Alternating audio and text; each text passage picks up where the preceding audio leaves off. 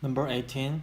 Dear Miss Sue Jones, as you know, it is our company's policy that all new employees must gain experience in all departments. As you have completed your 3 months in sales department, it is time to move on to your next department. From next week, you will be working in the marketing department. We are looking forward to seeing excellent work from you in your new department. I hope that when your training is finished, we will be able to settle you into the department of your choice. Number 19. It was my first day of school at St. Roma High School. The uniforms were a lot fancier than in middle school. As a St. Roma student, I had to wear a green sweater with a school label on the shoulder, khaki shirt or khaki pants, a white blouse, and a green St. Roma tie. There's my St. Roma student, said Mom. You ready for your first day? She asked. Yes, I told her.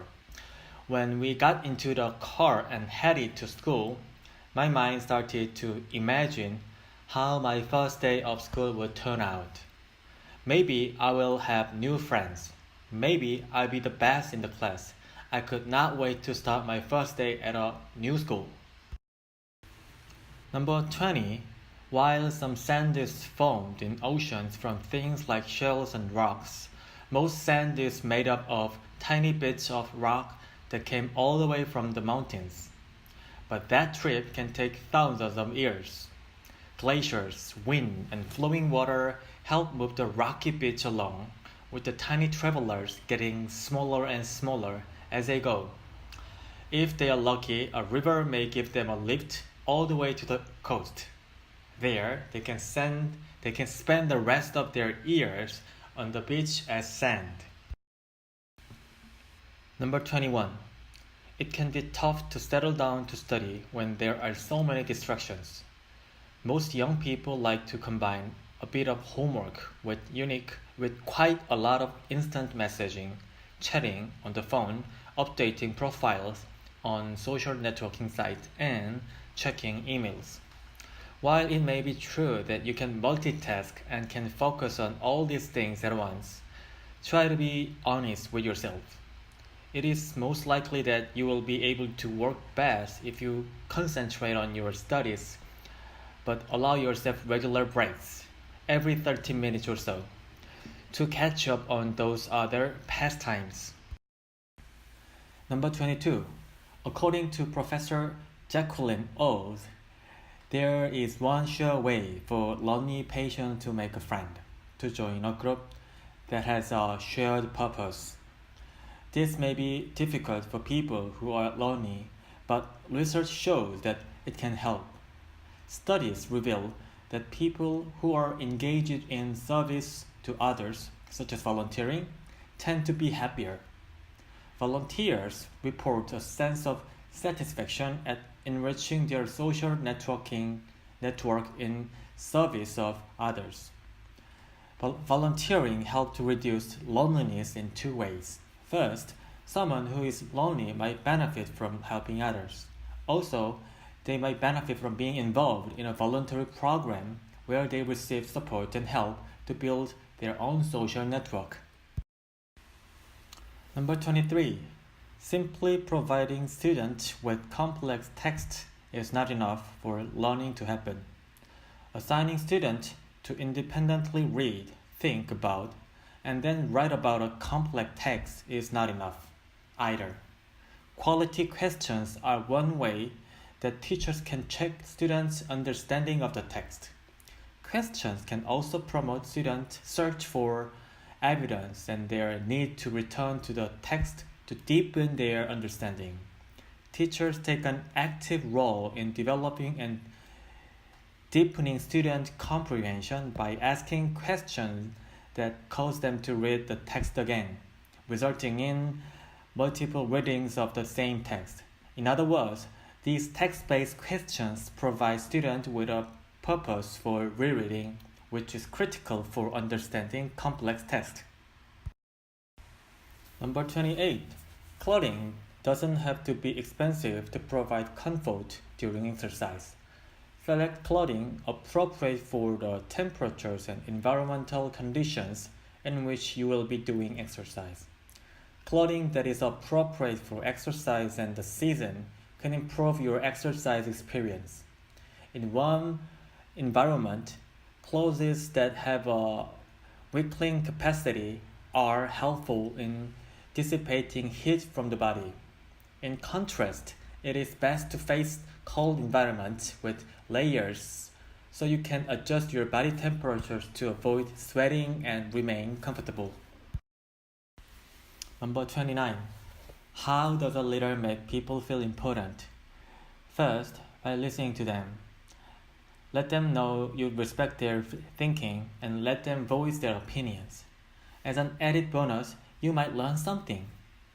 A friend of mine once told me about CEO of a large company who told one of his managers, "There's nothing you could possibly tell me that I haven't already thought about before. Don't ever tell me what you think unless I ask you. Is that understood?" Imagine the loss of self-esteem that manager must have felt. It must have discouraged him and negatively affected his performance. On the other hand, when you make a person feel a great sense of importance, he or she will feel on the top of the world, and the level of energy will increase rapidly. Number 30. Technology has thoughtful advantages.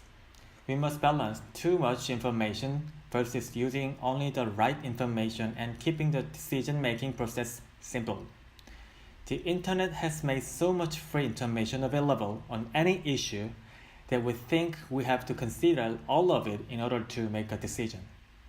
So we keep searching for answers on the internet. This makes us information blinded, like deer in the headlights, when trying to make personal, business, or other decisions. To be successful in anything today, we have to keep in mind that in the land of the blind, a one-eyed person can accomplish the seemingly impossible. The one-eyed person understands the power of keeping any analysis simple and will be the decision maker when he uses his one eye of intuition. Number 31. Most of us are suspicious of rapid cognition. We believe that the quality of decision is directly related to the time and effort that went into making it. That's what we tell our children. Haste makes waste. Look before you leap. Stop and think. Don't judge a book by its cover. We believe that we are always better off gathering as much information as possible and spending as much time as possible in careful consideration. But there are moments, particularly in time-driven, critical situations, when haste does not make waste, when our snap judgment and first impressions can offer better means of making sense of the world. Survivors have somehow learned this lesson and have developed and sharpened their skills of rapid cognition. Number 32. All members need to leave their parents and set up on their own at some point. But human adults generally provide a comfortable existence. Enough food arrives on the table, money is given at regular intervals, the bills get paid, and the electricity for the TV doesn't usually run out. If teenagers didn't build up a very major disrespect for and conflict with their parents or carers, they'd never want to leave. In fact, falling out of love with adults who look after you is probably a necessary part of growing up. Later, when you live independently away from them, you can start to love them again because you won't need to be fighting to get away from them. And you can come back sometimes for a home-cooked meal. Number 33. A lovely technique for helping children take the first steps towards creating their own unique story is to ask them to help you complete a story before you tell it. One story I have done this with frequently is a tale I call Benno and Beast. It is based on a story called Saint Benno and the Frog, found in an old book by Helen Waddell. In the original, the saint meets a frog in a marsh and tells it to be quiet in case it disturbs his prayers. Later, he regrets this, in case God was enjoying listening to the sound of the frog. I invite children to think of different animals for the saint to meet and different places for him to meet them. I then tell them the story including their own ideas. It is a most effective way of involving children in the art of creating stories, and they love hearing their ideas used. Number 34. It is difficult to know how to determine whether one culture is better than another. What is the cultural rank order of rock, jazz, and classical music? When it comes to the public opinion polls about whether cultural changes are for the better or the worse, looking forward would lead to one answer and looking backward would lead to very different answer. Our children would be horrified if they were told they had to go back to the culture of their grandparents. Our parents would be horrified if they were told they had to participate in the culture of their grandchildren. Humans tend to like what they have grown up in and gotten used to. After a certain age, anxieties arise when sudden cultural changes are coming. Our culture is part of who we are and where we stand, and we'd like to think that who we are and where we stand are short-lived. Number 35. Public speaking is audience-centered because speakers listen to their audiences during speeches. They monitor audience feedback. The verbal and non-verbal signals an audience gives a speaker. Audience feedback often indicates whether listeners understand, have interest in, and are ready to accept the speaker's ideas. This feedback assists the speakers in many ways. It helps the speaker know when to slow down, explain something more carefully, or even tell the audience that she or he will return to an issue in a question and answer session at the close of the speech. Audience feedback assists the speakers in creating a respectful connection with the audience. Number 36. The basic difference between an AI robot and a normal robot is the ability of the robot and its software to make decisions and learn and adapt to its environment based on data from its sensors. To be a bit more specific, the normal robot shows deterministic behaviors. That is, for a set of inputs, the robot will always produce the same output. For instance, if faced with the same situation, such as running into an obstacle, then the robot will always do the same thing, such as go around the obstacles to the left. An AI robot, however, can do two things the normal robot can't: make decisions and learn from experience. It will adapt to circumstances and may do something different each time a situation is faced. The AI robot may try to push the obstacle out of the way, or make up a new route, or change goals. Number 37. Collaboration is the basis for most of the foundational arts and sciences. It is often believed that Shakespeare, like most playwrights of his period, did not always write alone, and many of his plays are considered collaborative or were written after their original composition. Leonardo da Vinci made his sketches individually, but he collaborated with other people to add the finer details. For example, His sketches of human anatomy were a collaboration with Marcantonio de Torre, an anatomist from the University of Pavia. Their collaboration is important because it marries the artist with the scientist. Similarly, Marie Curie's husband stopped his original research and joined Marie's in hers.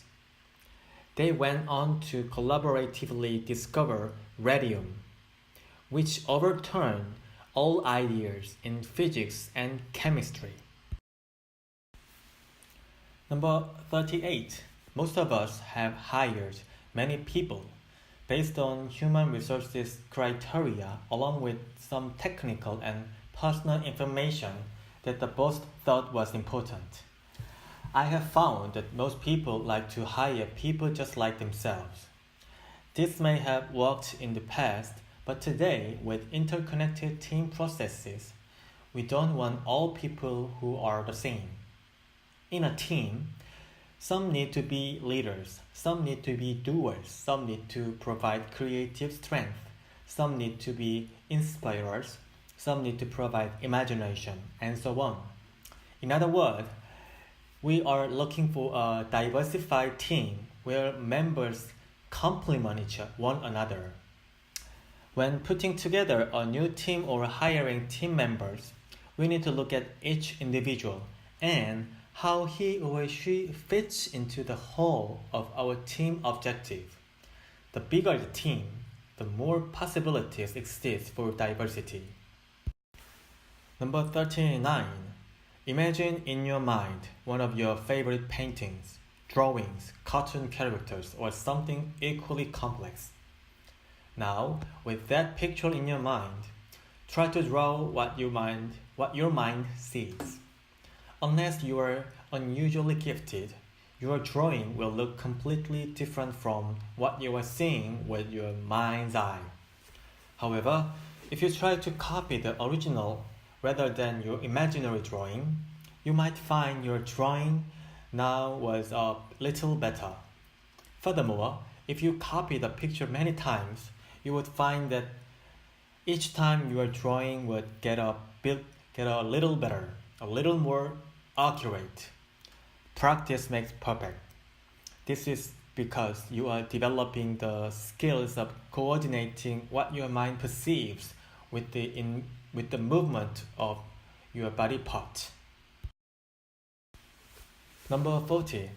In one experiment, subjects observed a person solve 30 multiple choice problems. In all cases, 15 of the problems were solved correctly. One group of subjects saw the person solve more problems correctly in the first half, and another group saw the person solve more problems correctly in the second half. The group that saw the person perform better on the initial examples rated the person as more intelligent and recalled that he had solved more problems correctly. The explanation for difference is that one group formed the opinion that person was intelligent on the initial set of data, while the other group formed the opposite opinion. Once this opinion is formed, when opposing evidence is presented, it can be discounted by attributing later performance to some other cause such as chance or problem difficulty.